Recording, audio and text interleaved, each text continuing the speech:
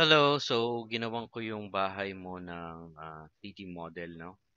Ito yung harap yung porch. Tapos, ito ay scale, no? Based on sukat mo. This is a 6 foot person with the standard width na medyo payat, no? Medyo slender. Well, normal. Healthy person. Sofa, mga ganyan standard two-seater sofa. Isang maliit na ref, tas sa mga single door, no? And then, tatlong standard size counters, apat na counter sa taas. Ito parang lalagyan tapos dining area. So diyan ka magluluto. Napansin ko walang sofa, ay walang exhaust. So baka mahirapan ka dyan. Pwede na din kasi meron din naman labasan dito. Tapos itong bintana to inusog ko ng konti pa kanan.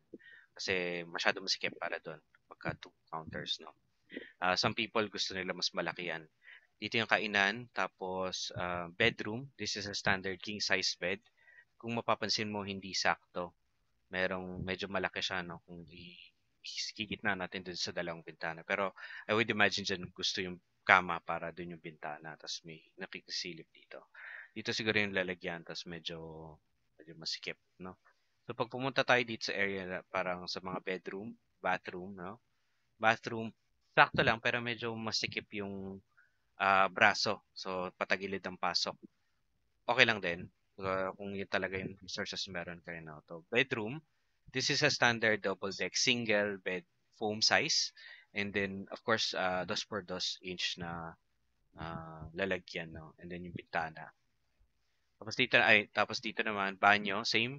Pwede naman shower lang sa likod, no? And then, sa may mga, parang medyo masikip pag palabas yung mga tao. Pero kung yan lang yung lupa na meron ka. So, uh, I could suggest na some changes. Pero kung ganyan kadami talaga, at yan tinatry kaya. Sa likod, pwede mo lagyan ng washing machine.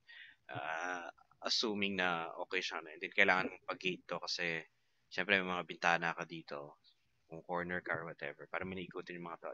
At least usually mga 2 meters ang ginagawa ng mga tao. 2 meters sa likod. Pwede na.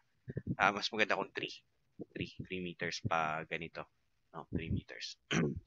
So, yung bahay, usually may 2-3 meters naman na frontage requirement ako nasa loob ng subdivision. Pero kung lupa mo, sakto lang. No? Hindi ko nilagyan ng collision yung ibang bagay kasi masyado matagal na. But I hope na katulong sa'yo to.